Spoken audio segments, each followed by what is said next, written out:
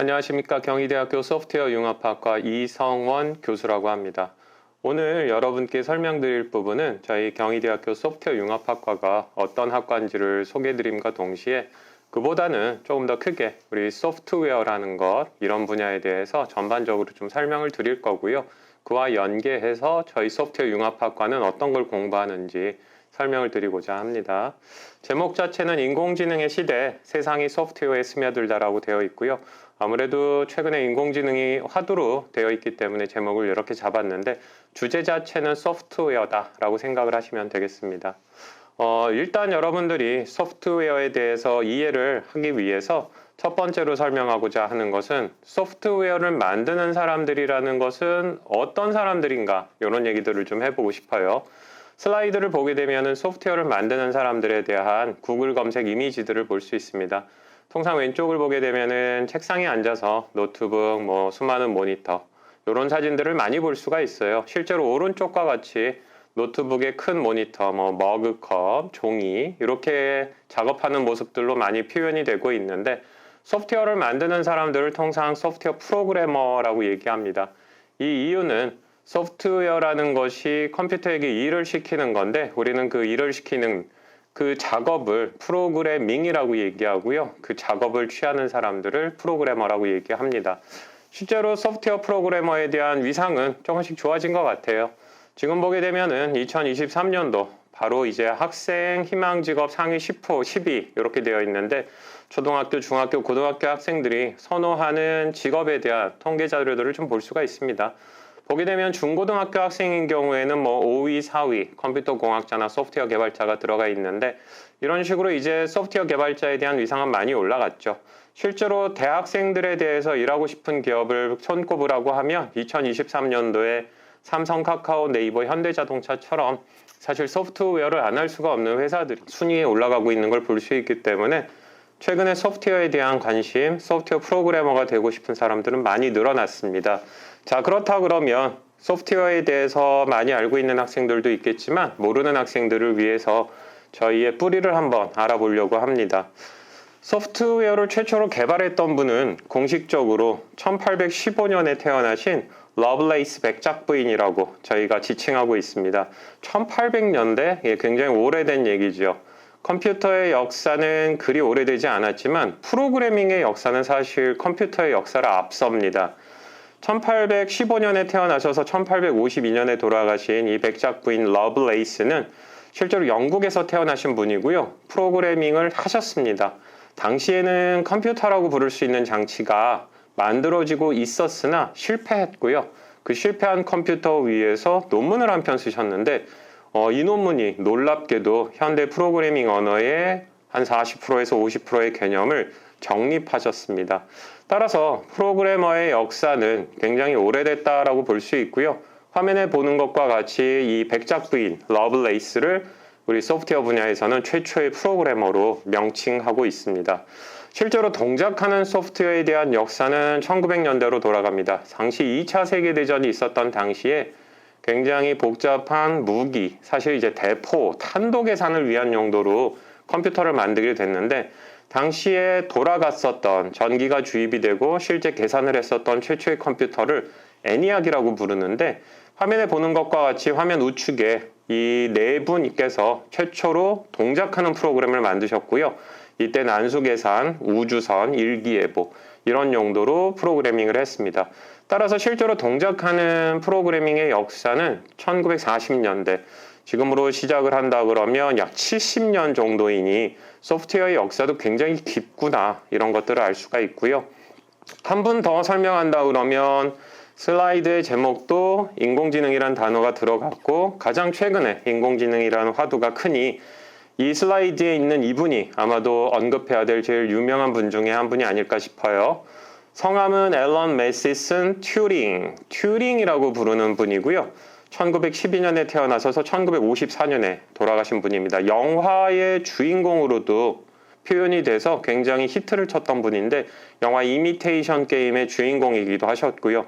이분인 경우에는 인공지능이란 단어를 정의하신 분입니다. 화면 오른쪽을 보게 되면 중간에 파란색의 막이 쳐져 있는데 이 막의 앞에 있는 지리자, 즉 사람이 막 뒤에 있는 기계와 사람, 그들과 대화를 나눕니다. 처막 앞에 있기 때문에 누가 답변을 하는지는 알 수가 없는데 결국은 기계가 사람이 답변하는 것처럼 헷갈리게 만들 때 결국은 이 지점을 알란 튜어링은 인공지능이다라고 얘기를 했고요. 따라서 인공지능은 저희가 현재 생각하기엔 뭐 인간을 초월한 거로 생각을 하는데 그거는 아니었고, 원래 인공지능이란 단어는 사람이 대화를 나눌 때 사람인지 컴퓨터인지 헷갈려지는 지점, 그 지점을 인공지능으로 얘기하셨는데 결국 이분이 이 인공지능이라는 단어를 정의했고요. 아직도 튜어링 수상이라는 굉장히 유명한 상이 있는데 이런 상들을 통해서 결국은 인공지능이라는 거의 발전을 시작하게 되는 계기를 마련해 주셨습니다. 결국 소프트웨어의 역사는 1800년대, 1900년대까지 올라갈 수 있을 정도로 굉장히 오래된 견고한 분야라고 얘기를 할 수 있고요. 최근에 소프트웨어와 관련된 얘기들을 해본다 그러면 결국은 뭐 외국을 얘기할 필요 없이 우리나라를 얘기하면 됩니다. 슬라이드에 있는 것은 네이버가 세운 건물입니다. 데이터 센터라고 부르는 건물이 있습니다. 현재 지금 보고 있는 그림은 세종시, 그 다음에 이제 춘천에 있는 네이버의 데이터 센터 건물이고요. 결국은 앞서 얘기했었던 그런 소프트웨어, 컴퓨터의 역사는 굉장히 많은 매시브한 컴퓨터들, 구글인 경우에 한 수백만 개의 컴퓨터, 네이버는 한 수십만 개의 컴퓨터가 있고요. 이 컴퓨터들이 통신을 통해서 접속 가능하기 때문에 도심이 아닌 전기 혹은 난방 혹은 에어컨을 동작하기에 용이한 곳, 이런 지점에 세워집니다. 따라서 이제 리모트라는 단어로 사용하고자 하는 사람은 도심에서 원격지에 있는 컴퓨터를 사용하게 되고요. 최초의 컴퓨터인 경우에는 통상 CPU라고 부르는 계산 기능만 있었는데 인공지능 그래픽이 발전하면서 GPU, AI 프로세서 같은 것들이 많아집니다. 따라서 현재 소프트웨어는 보고 있는 것과 같이 70년 정도의 동작하는 컴퓨터의 역사의 기반 위에서 굉장히 많은 다양한 컴퓨터들, 그리고 원격지에 있는 컴퓨터들로 발전했고요. 특히 슈퍼컴퓨터라고 부르는 것들은 굉장히 복잡한 과학계산, 무기계산, 우주계산들을 하고 있는 것을 알 수가 있죠. 자, 이렇게 발전한 컴퓨터들, 결국은 소프트웨어들도 발전하고 굉장히 다양한 곳에 소프트웨어가 들어가게 되었는데요. 원래는 이런 것들이 소프트웨어가 필요할까라고 싶었던 곳들에 결국 소프트웨어가 많이 들어갔습니다. 이런 것들이 슬라이드에 있는 것처럼 이제 크게 4가지의 키워드를 뽑아봤습니다. 소프트웨어라이제이션, 로봇, 비전, 임베디드. 아무래도 우리가 살아가고 있는 2020년대에 느낄 수 있는 굉장히 표면적인 것인데 일단 눈에 들어오는 단어는 로봇이죠.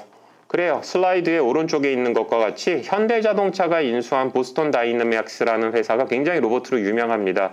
유튜브에서 한번 검색을 해보면 저 사람같이 생긴 로봇이 점프, 백드롭, 춤까지 추고요. 굉장히 대단한 작업을 하고 있고 실제로 강아지처럼 생긴 저 사족 로봇은 사람이 가기 어려운 곳 혹은 이제 저녁에 공장이라든지 순찰을 하는 용도로도 사용이 되는 로봇입니다. 따라서 대한민국은 현재 현대자동차가 인수한 저 보스턴 다이내믹스를 포함해서 로봇에서 굉장히 강국으로 올라가고 있고요. 이런 로봇들이 또 인공지능화 되면서 굉장히 하기 힘들었던 사람을 대체하는 작업들을 하고 있습니다. 왼쪽을 보게 되면은 자동차가 있습니다. 슬라이드로는 구글 무인 자동차를 예를 들었는데 결국은 기존에 기계공학과 중심으로 만들었었던 자동차에 전자공학과에 그리고 소프트웨어, 인공지능이 올라가기 때문에 최근에는 자동차를 가장 복잡하고 발전화된 컴퓨터 혹은 사실상의 로봇화되어 있다라고 얘기를 많이 합니다. 그래서 로봇이 굉장히 큰 화두로 떠올랐고요. 그 다음은 자동차에서 볼 수 있고 로봇의 앞쪽에서도 볼 수 있는 카메라들입니다. 최근에 인공지능의 가장 쓰임새가 많은 분야는 카메라로 물체를 인식하는 겁니다. 자동차가 달리다가 앞쪽에 사람이라든지 신호등 혹은 특정 경고판이 나타났을 때 이를 카메라로 인식하는 행위 등 이런 것들이 굉장히 많아지고 있는데 이런 분야들을 비전 혹은 컴퓨터 비전이라고 부르고요. 슬라이드의 오른쪽 아래를 보게 되면은 AI 스피커, 집에 하나쯤은 있는 그 유명한 AI 스피커죠. 얘기를 하면 말로 답변해주는, 그리고 텔레비전, 이런 것들도 결국은 컴퓨터가 됐습니다. 그래서 소프트웨어가 들어가고 스피커 이름에도 AI가 붙듯이 결국은 이런 전자기기들, 예전에는 생각할 수 없었던 이런 것들이 결국 컴퓨터라고 부를 수 있을까? 이런 것들이 굉장히 컴퓨터화 됐죠. 뭐 가장 흔한 예는 애플 워치 혹은 갤럭시 워치와 같이 시계들에도 다 컴퓨터가 들어가서 프로그램을 짤 수 있죠. 이런 것들을 통상 인베디드라고 우리는 얘기하고요. 이렇게 자동차, 기계, 텔레비전, 스피커 등이 모두 소프트웨어 되는 것. 결국은 이런 것들을 표현하는 것이 소프트웨어라이제이션이다. 우리는 얘기를 할 수 있습니다. 자, 그리고 이런 것들에서 최근에 가장 큰 키워드는 인공지능이죠. 흔히 인공지능이라고 우리가 얘기를 하는데 인공지능은 앞서에서 알런 투어링에서 말씀하셨던 부분을 상기한다 그러면 결국은 컴퓨터인지 인간인지 헷갈리게 만드는 그 지점이 인공지능이라고 얘기할 수 있는 가장 큰 개념입니다. 인공지능은 사실 컴퓨터가 탄생하면서부터 존재했던 개념이에요. 70년 된 역사를 가리키고 있는 개념이고 현재 우리가 살아가고 있는 2020년대에 가장 유명한 인공지능 중에 한 가지는 머신러닝 혹은 기계학습이라고 얘기를 하는 거죠. 컴퓨터가 공부를 한다라는 것인데 슬라이드에 있는 것처럼 중간에 있는 이 머신러닝, 기계가 러닝, 공부를 한다는데 통상 쉽게 얘기하면 데이터를 주어서 그 데이터에 따라 확률과 통계로 미래를 예측한다라고 볼 수 있으니 제일 중요한 키워드는 데이터고요. 그 다음에 확률과 통계입니다. 요것을 조금 더 발전시킨 것이 딥러닝인데 깊게 배운다. 머신이 러닝을 해요. 근데 좀 더 깊게 배운다라는 이름의 딥러닝은 흔히 알고 있는 그리고 굉장히 많이 알려진 단어인 인공신경망, 즉 사람이 뇌가 어떻게 동작하는지를 소프트웨어로 좀 흉내를 냈습니다.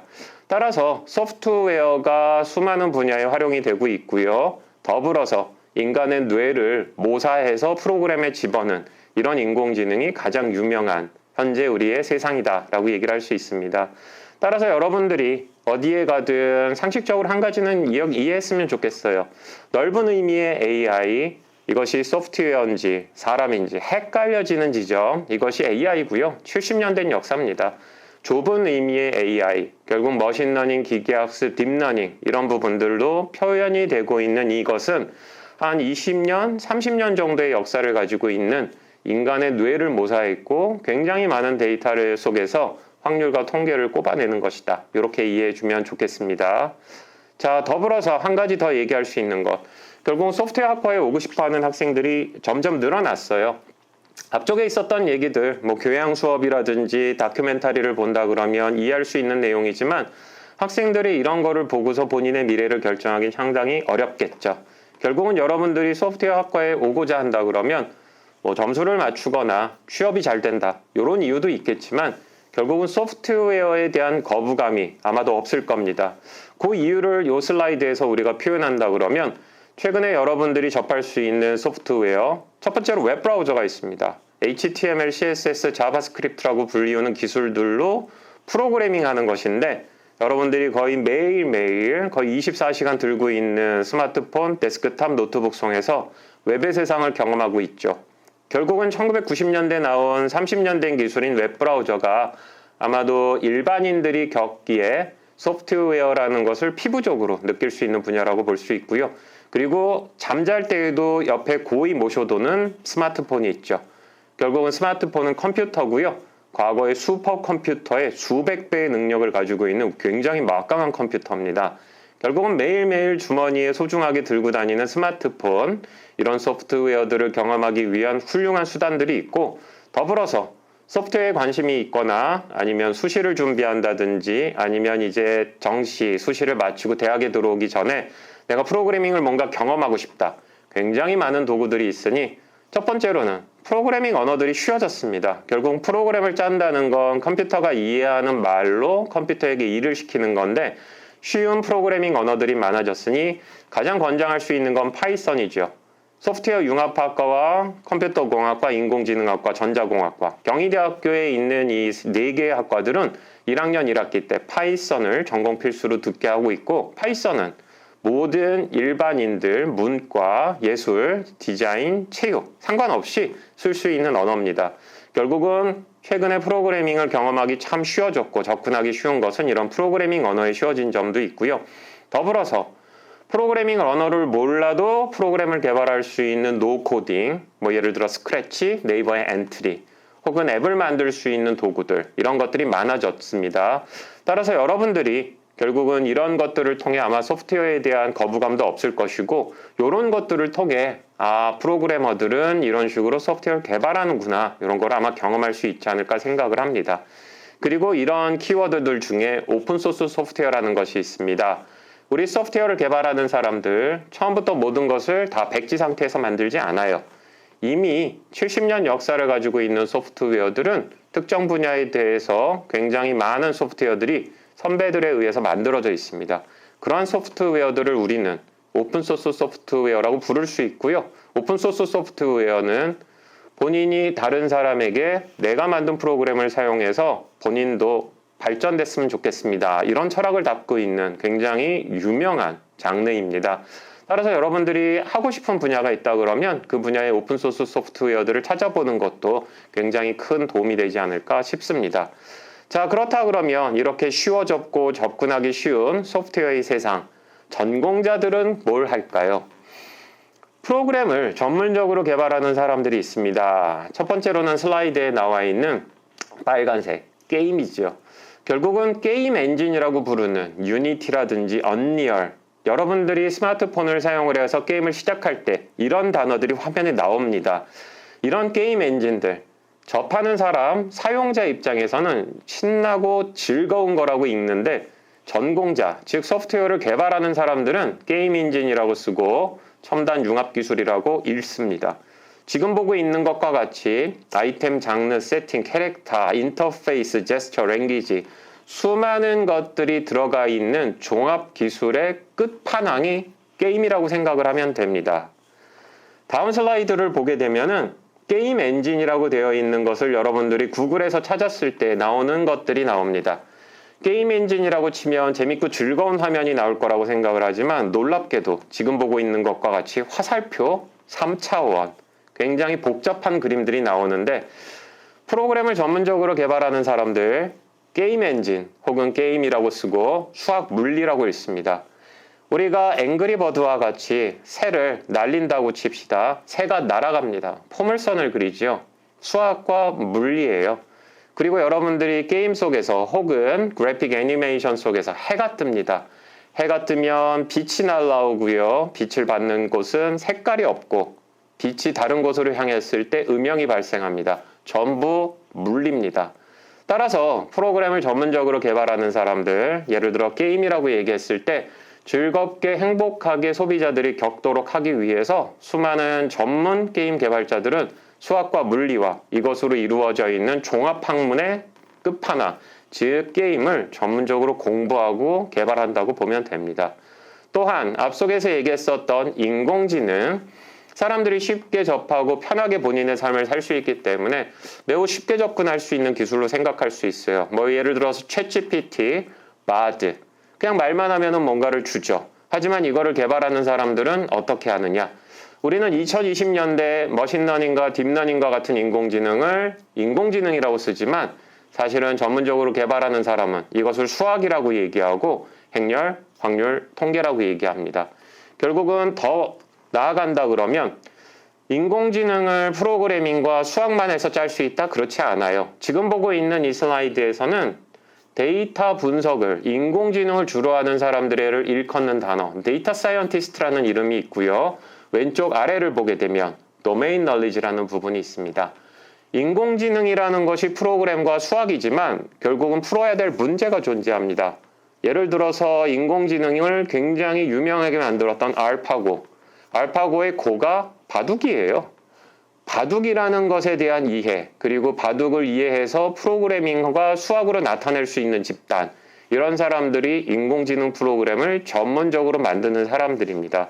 결국은 그렇게 쉽게 소프트웨어들이 세상에 나타난 건 아니고요.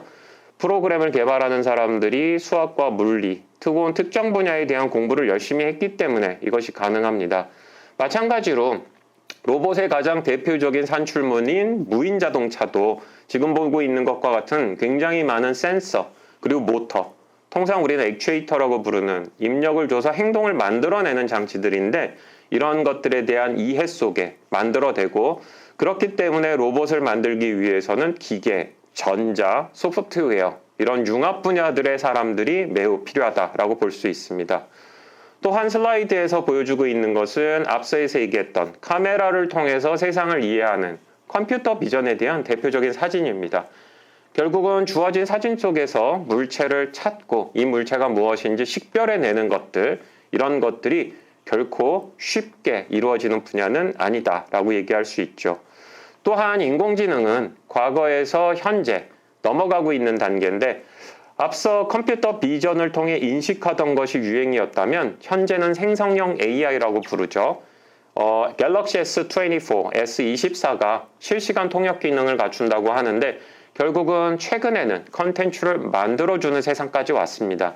이러다 보니 슬라이드의 오른쪽과 같이 네이버라든지 SK텔레콤 이런 회사들도 결국은 인공지능 속으로 점점 스며들고 있는데 생성형 AI를 위해서는 컨텐츠, 인간에 대한 공부가 필요합니다. 따라서 대표적인 융합 분야라고 얘기할 수 있고요.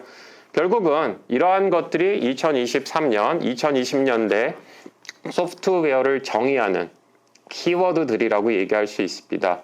결국 여러분들이 이것을 이해해서 소프트웨어 분야, 컴퓨터 분야, 혹은 본인의 분야에서 컴퓨터와 소프트웨어를 융합할 수 있는 쪽으로 나아갔으면 좋겠고요. 이를 위하여 경희대학 소프트웨어 융합학과는 2017년도에 만들어졌어요. 앞쪽에 있는 키워드들을 보게 되면 로봇 비전, 데이터 사이언스와 인공지능, 게임이 있는데 소프트웨어 융합학과는 2017년도에 만들어졌을 때 4개 트랙을 만들었습니다. 지금 보는 것과 같이 로봇 비전 트랙, 데이터 사이언스 트랙, 게임 컨텐츠, 융합 리더가 있고요. 저희 소프트웨어 융합학과는 소프트웨어란 키워드가 있고 융합이란 키워드가 있죠. 맞습니다. 소프트웨어를 통해서 어떠한 분야든 융합하는 것이 저희의 정체성입니다. 이를 위해서 로봇 비전 트랙은 기계과 전자과 산업 디자인과 과목들을 듣습니다. 전공으로 인정하고 있고요. 데이터 사이언스는 산업경영학과, 게임 컨텐츠는 외국어 대학에 있는 글로벌 커뮤니케이션 혹은 예술 디자인대의 산업 디자인학과, 디지털 컨텐츠학과 과목들을 듣고 학점 인정을 받을 수 있고 더불어서 저 학과 학생들도 저희 과 과목을 듣게 만들고 있습니다. 이를 통해서 서로가 융합할 수 있는 실질적인 융합을 지향하고 있다라고 볼 수 있고요. 4개의 트랙이 있는데 3개를 설명했고 마지막은 융합 리더입니다. 경희대학교는 대한민국에서 가장 많은 학과를 보유하고 있습니다. 경희대학교에 없는 학과는 없습니다. 따라서 본인의 꿈이 3개 트랙에 부합하지 않으나 그 꿈에 부합하는 학과는 없다. 소프트웨어 융합학과 오세요. 그리고 융합 리더 트랙에서 본인이 만들면 됩니다. 우리는 이것을 학생 설계 기반의 융합 리더 트랙이라고 얘기하니 융합 리더 트랙을 통해서 경희대학교 안에 있는 모든 학과들을 소프트웨어에 기반할 수 있도록 소프트웨어에 기반해서 융합할 수 있도록 저희는 자리를 마련하고 있습니다. 이와 관련돼서 조금 더 자료를 보고 싶다. 그렇다 그러면 현재 슬라이드에 있는 것처럼 경희대학교는 학생 자치의 박수홍구 VOU가 있습니다. VOU는 유튜브를 가지고 있고요. VOU 유튜브에 들어가면 경희대학교 소프트웨어 융합학과에 대해서 재학생들이 그렇게 공개한 자료가 있습니다. 취업률이 100%라고 얘기하는데 공식 기준으로는 그렇다고 하고요. 많이 피곤한 두 얼굴을 볼 수가 있는데 많이 피곤할 겁니다. 소프트웨어 융합학과 녹록한 학과는 아니고요. 다만 하고 싶은 게 있는 학생들은 만족도가 높더라. 이런 얘기는 할 수 있을 것 같아요. 따라서 VOU 유튜브에 가시게 되면 저희 학과 소개 영상이 있으니까 이것도 참조해서 보도록 하고요.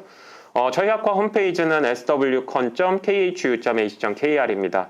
더불어서 게시판에 아고라라는 게시판이 있고요. 익명으로 누가 무엇이든 물어도 학생들이 답변할 수 있는 게시판이 있습니다. 살펴보시고 궁금한 사항이 있으면 여기에 궁금한 점 올리면 여러분들의 선배분들이 답변을 해주시리라 믿습니다. 이렇게 소프트웨어에 대한 전반적인 분야에 대한 설명을 드렸고요. 또한 저희 소프트웨어 융합학과가 어떤 학과인지 소개해 드렸습니다. 저희 학과로 오셔도 좋고 저희 학과가 아닌 소프트웨어 분야와 관련돼서 진출할 때에도 이 영상에 있는 키워드를 기억한다 그러면 도움이 되셨으리라 생각합니다. 이상 경희대학교 소프트웨어 융합학과 이성원 교수였습니다. 감사합니다.